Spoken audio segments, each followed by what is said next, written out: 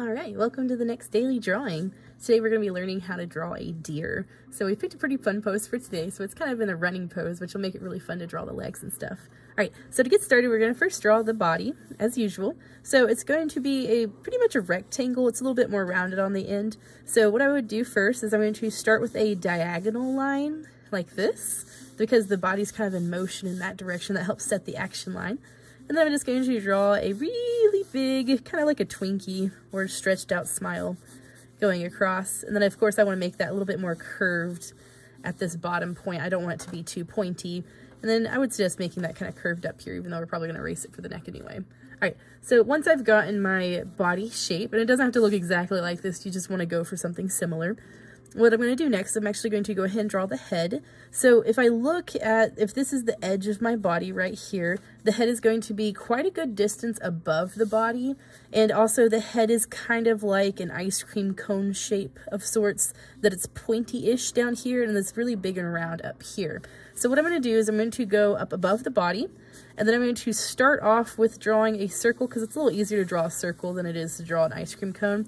And then once I've gotten how big I think I want the head, which by the way, their heads are actually kind of small compared to their body. Like if I measure the roundness, 1, 2, 3, I can fit about like 2.5, 3 heads. So make sure you don't draw that too big, otherwise it'll be a little too big for your overall picture. All right, once I've gotten my shape of my head down, or my size of the head down, then what I would do is I'd go ahead and drop down for a cone. So to do that, I'm just going to start at the top of the head. I'm going to go down at an angle, like this, and then draw a slight smile or parenthesis, and then curve it back to the other side of the head, like this. So it's essentially a muzzle, but their muzzles are so big that it takes up pretty much all of their head. So that's going to be how we draw our deer's head shape. Then from there, what we're going to do is we're going to connect that down to the body. So I'm going to start at the top of the head, curve it down, and it's going to be a slight diagonal line. I'm going to go a little bit past the body though, just to show that there is an indentation or overlap. And then for the bottom of the head, I want to go wherever the muzzle connected to the head right here. That's where I'm going to draw a slight parenthesis, not too big, but a slight parenthesis, and connecting it down to the bottom of the body like this. If you make that too big, it might make it look a little bit too buff for a deer. So be careful not to go a little bit too big. And you can kind of scoot it in a little bit if you do think that it looks too big, just by changing up the angle to being a little bit more aiming down for the little parenthesis thing. So kind of tweak it until you're satisfied. So here I'm making it to where it drops down a little bit and then going for that parenthesis. So until you're satisfied, tweak it. And then once you're done, you can erase the inside of the body here so that I have my body, my neck, and my head. And feel free to tweak it until you are satisfied with the thickness of the neck, because it kind of looks a little weird if it's too thick. So here I just kind of scooted that in a little bit. All right, so now that I have my neck, then what I'm going to do is I'm actually going to do the ears first before I do the nose. So if I look at this picture, the ears are pointed backwards. Now we're ignoring the horns. Pretend the horns are gone. Pretend it's like a doe or whatever. What I'm going to do is I'm going to actually go to where the back of the head is, and then I'm going to draw a wonk. So I'm going to do a frowny face that I then turn into a smiley face, like this. And then from there, what I'm going to do is I'm going to make sure the tip is slightly rounded by drawing a tiny frown. And then I'm going to draw a diagonal line, not too far, just a little bit. And then parenthesis, or not a parenthesis, like a little smile going back to the head. So this is a really weird shape for an ear. It's almost like a teardrop, if you can imagine, that's slightly bent, if you can see that. So a wonk, a frown, and a smile. Slight frown up here, and then kind of like, it's almost like a parenthesis, but we do want to see that there is a slight change in direction. Notice that that becomes a little bit of a direction change there. So once you get that connected back to the head, all you're going to do to finish it is you're just going to add a little bit of a wonk right there, just where you make that a little bit more of a curve, and that'll connect it back to the head. Now, because this deer is kind of running and its kind of ears are facing down, the inner ear, what I'm going to do is I'm going to draw very close to the bottom edge. I'm just going to mimic that same line we drew at the top for that inner ear piece. So the ear is actually facing downwards instead of facing forwards. And then afterwards, you can erase the inside of the head that's overlapping the ear. All right, so now I have my ear established. Now what I'm going to do is I'm actually going to go ahead and draw that other ear. The other ear is just a very simple frown that I did, or actually I guess it's more of a parenthesis, and then a second parenthesis on the other side. I don't see all the wonks because it's facing towards me a little bit, so it makes it to where the wonks and stuff aren't as prevalent. Oops, sorry. Alright, so now what I'm going to do is I'm going to go ahead and shape the head just a little bit. There is a slight indentation where the forehead meets the muzzle, so what I'm going to do to get that is right here, I'm going to make a slight curve down, and then meet out to the nose right here. So I'm just slightly curving down. I don't want to make this too dramatic, otherwise it's gonna look like a dog. So make sure that it's very, very subtle and it doesn't look super, super obvious. All right, now that I have my head shape and I've got my ears, now I can actually go ahead and start doing my nose. So looking at the tip of the muzzle, what I want to do is I'm actually going to start with drawing a frown like this for wherever I want my nostril. And then the thing that's really helpful, especially for a white-tailed deer, because they have that dark nose, is that they look really weird without the dark nose, by the way, because that's all their nose is basically just a frown. What I would suggest doing is go ahead and draw the mouth, and then we can do a little bit of shading to help make that feel more like the deer nose. So to do the mouth, I'm going to start at the very tip of the muzzle, and then I'm just going to draw a small smile going backwards. Now, very important, their mouths are very small compared to their muzzles. Usually when you think muzzles, they open all the way out to the jawline. In the case with a lot of hooved animals, they don't, so they're going to keep pretty small. So after I've drawn a little bit of a smile, then what I'm going to do is I'm going to add a slight bump, not very big, just a very tiny smiley face below that. And that's going to be that little bump that they have on the bottom of their jaw. Horses have that too, and I think like llamas and stuff have that as well, where the bottom jaw is just a little bit bigger than the other. Sorry, my dog's trying to bury his bone in the room. All right, so now that I have that shape, then what I can do, just to help make it feel more like a deer, is I'm going to shade in until I get to the nostril, like this, and then I'm going to do another shade right below the mouth. If you've ever seen deer before, especially white-tailed deer, they have this cool pattern to where the tip of the nose is black, and then they have like this black stripe on the bottom of their mouth that looks really cool. All right, so now that I have my mouth and my nose, I'm going to go ahead and do the eye. So same thing with most other animals is that the corner of the nose and the corner of the ear is going to help you locate the eye. So I'm just going to draw a very light line going across. And because this is kind of profile, I don't see the other eye, I only see this one. So in this area, what I'm going to do is I'm going to draw a very small frown like this, and then a very small smile like this. So deer's eyes are really small compared to their heads, so make sure that it's not too big. You can draw a little bit bigger if you want to. That'll make it look a little bit more cartoony or a little bit younger. So that's up to you, but try to make it whatever size that you would like. And then you can just add a little bit of a highlight and fill it in so that we get the little black eye. All right. Now from here on, what we're going to do is we're going to go ahead and do the horns. We'll come back and do the legs and stuff later, but we're going to go ahead and do the horns. That way we're all focused on the face. Now, horns are easier to use the stick method and then go back and kind of thicken them up. So what I would suggest doing is start with drawing them as though you're drawing stick horns and then go back and make them thicker. So I'm going to start with this one first because this is going to be a little bit easier because this one has overlaps on it. So what I'm going to do is I'm going to start right here on the forehead, and then I'm just going to draw a slight wonk. So I'm going to do a slight frown first and then turn that into a smile like this. So it looks like he's got a weird antenna coming up, which is cute, but not what I want to keep it as. All right, then from there, I'm just going to draw however many points that I see. So I have one point coming up here, and I want to draw this very lightly, by the way, because I want to be able to erase it. All right, so there's 1 point, there's another point, another point. You can make these wonky, and I don't really know much about point systems on deer, but if you want to add additional points, go for it. All right, now that I've gotten my really weird looking stick antler thing, now what I'm going to do is I'm going to go ahead and bulk it up. I would suggest start with the leading branch of sorts. So I'm going to start at the tip of the horn here. I'm going to cap it off with a slight frown, and I'm going to keep it really thin. And then what I'm going to do is once I get close to another antler is I'm going to actually do a smile and then follow that antler up, go down. Once I hit the other antler, I'm going to do another smile, follow that antler up, wiggle, wiggle, all the way back down, another smile, follow that antler up, going back down, and I'm going to conclude with doing that one more time on this one. And you can go around it or you can go through it. It's kind of up to you how you want to do that. And then you just erase the inside lines. So if you have any lines on the inside, just get your eraser, get rid of them. And now we have our antler. Now, I don't see the part that connects it to the head because it's on the other side, so I don't have to worry about drawing the bottom of the antler here. I will have to do that over here, though. So notice how much easier that was once we had the stick antler first. It helps it with the leading lines and stuff. All right, so now I'm going to show you how to do this one. What I would suggest is we're going to start with the first part, which is going to go up at a diagonal following the ear, and then it's going to curve forward a little bit. So I'm going to start right here on the forehead. So in between this antler and this ear, I'm going to put a dot so I know where I'm starting. I'm going to first go back at a very sharp diagonal line.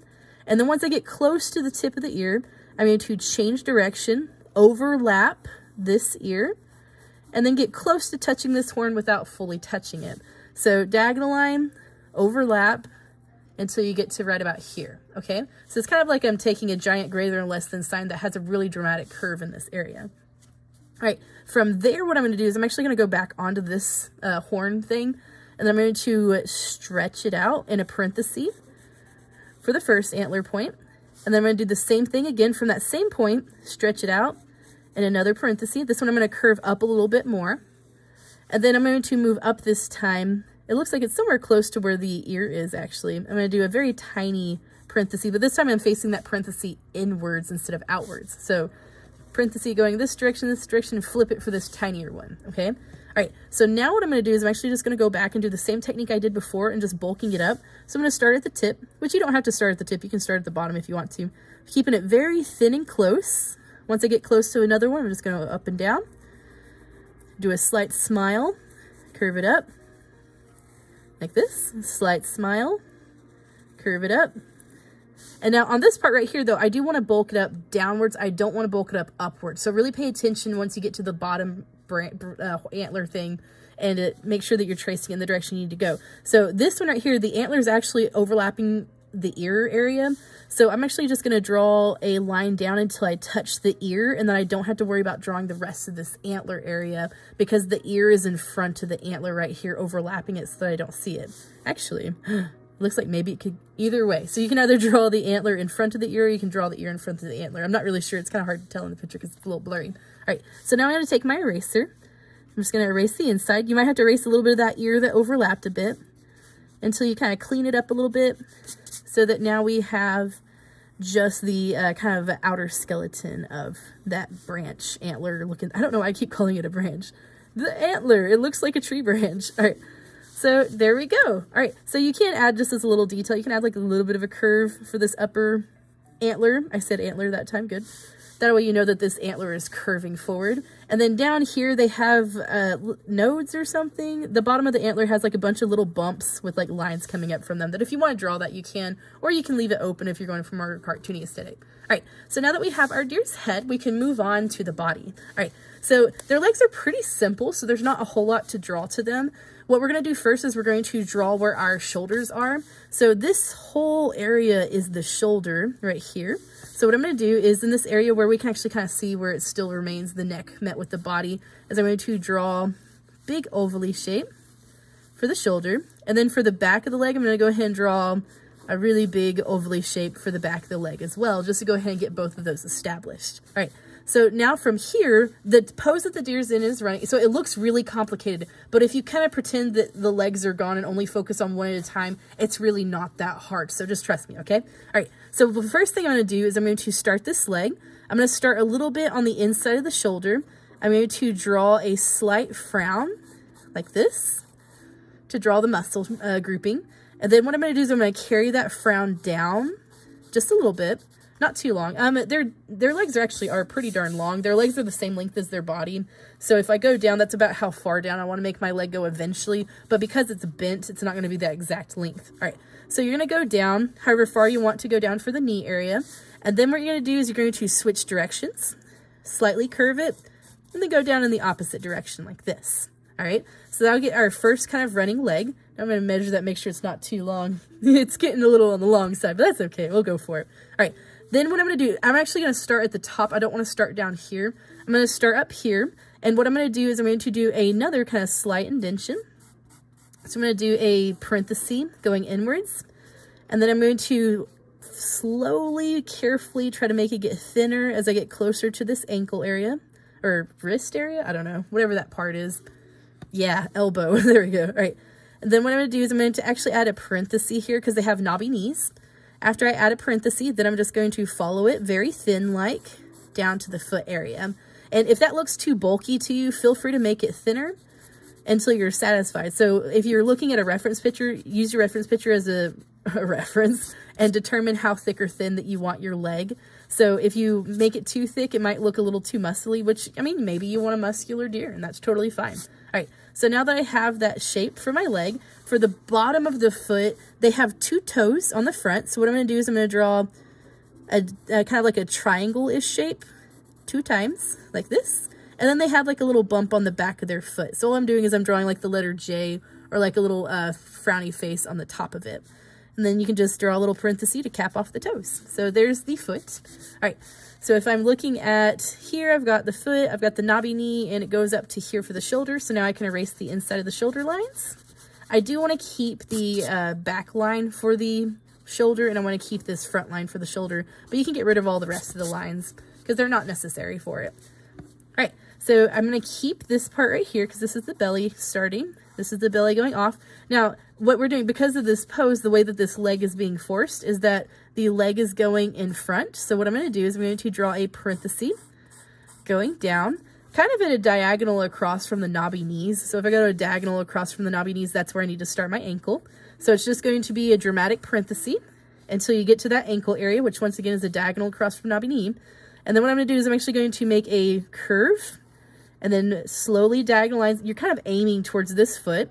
And then once you get close to the foot, you're going to then drop it down like this. Because this is kind of like the knee. Wait, sorry, the knee is up here. This is the ankle. This is the foot, and this is the toe coming down. Once you've reached the toe coming down, draw a diagonal line. And then just draw your triangle again, because once again, they have 2 toes. And then you're just going to do a frown. After you get your 2 toes, you're going to do a frown until you get out across from the ankle. And then once you get across from the ankle, we're going to do a parenthesis to make it curved.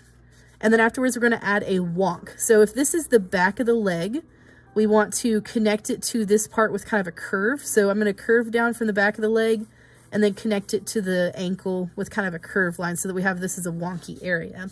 Oh, and then of course for the toes, you just draw like a little smile to kind of cap off the toes. And they do have that tiny bump down here for their other, I don't know what it is. It's just like a little black thing on the tip of their foot. I'm going to go ahead and fill those in.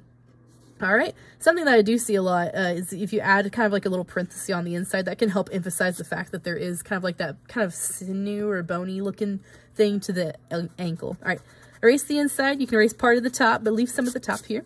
All right, so now I have my neck, I've got my back, got my leg thing. Now what I'm going to do is I'm going to go ahead and draw the other leg. So I definitely don't want to keep it at just 2 legs here because of the pose. What I want to do is I want to move these other legs around. So for this top one, it's actually super, super simple. I'm going to start a little bit forward. So it's going to be below where this starts, go down. And then what you're going to do is you're going to draw kind of like a dramatic diagonal line going down. You want to go past this foot just a little bit. Oh, I went a lot of it. All right, so go past the foot. And then once you reach the area where you think the foot is going to go, you're just going to draw 2 triangles facing the front like this. You can fill them in, and then we're going to have that one little knobby thing at the back, and then we're just going to go up until we touch the body like this. And if you want to, you can draw a little bit of a bump for where the knobby knee is, but because there's so much stress on it, it's kind of just relatively going pretty straight down, which makes it a little bit easier to draw. All right, so now the back leg back here is going to actually start, because they're kind of twisting their hips as they're running. It's going to start really close to where this one actually connects to the belly. And then what I'm going to do is I'm going to draw a really exaggerated greater than or less than sign like this. And notice that the ankle is still kind of following on that knobby knee line that's going in that diagonal line. That's where I'm curving my ankle. And then once I get past this leg, I'm just going to go forward and then draw my 2 toes and my weird bump that I don't know what's called. And then I'm just going to follow it back. As you follow it back, once you get close to here, remember, make that slightly curved. And then once you go up a little bit of a ways, not too far, then you're just going to make a parenthesis or a smiley face connecting it to this one's knee right here. So greater than less than sign, diagonal line, you got your toes, you got weird thing, following this back. Don't forget the curvy ankle, and then we're just kind of adding a wonk to draw the rest of that inner thigh. All right, so it looks really complicated, but once you break it down, and as long as you're doing one leg at a time and not worrying about the others, it's really not that hard to draw them in a dynamic pose, and that can make it a lot funner too. All right, so last thing I'm going to add is the tail. So the tail, once again, is an extension of the spine. So if I follow the spine down, the tail is going to come out a little bit below the top of the spine here. I'm going to just draw a slight smile, and then I'm going to draw a straight line going up for the curve of the tail. And then what I want to do is I want to make this look really fluffy back here. So to do that, what I'm going to do is I'm just going to draw little kind of like hatch lines or like little zigzag lines going all the way up until I get to the top, until I have however fluffy I want my tail. So you can make it super fluffy, or you can make it not fluffy at all. You can curve the fluff down a little bit, whatever direction you want the fluff to go. And then what I would suggest doing is go ahead and draw like a second one using slightly smaller fluffs. That way you know that this is the colored part of the tail and that's the white part of the tail. Part of the reason they get their name white-tailed deer is because whenever they are startled, they flash their tails up like that, so that there's a poof of white, which looks really cool. All right, so erase any lines that you don't think that you need, and you are done with your deer. If you want to add a little bit more detail with me, I'm going to add a little bit more stuff to make it a little bit more realistic. Oh, something I didn't mention. Keep a little bit of the jaw, but if you want to erase some of the jaw, you can. But don't forget to keep at least a little bit of that jawline so we don't completely lose the look of the face, okay? All right, so wonderful job. If you got a little tricked up by the horns or the feet, don't panic, you're fine. It is a little bit more complicated, so just do the best that you can, okay? All right, so from here, what I'm going to do is I'm going to add a little bit more detail, mostly just in the patterns and the fur textures and stuff.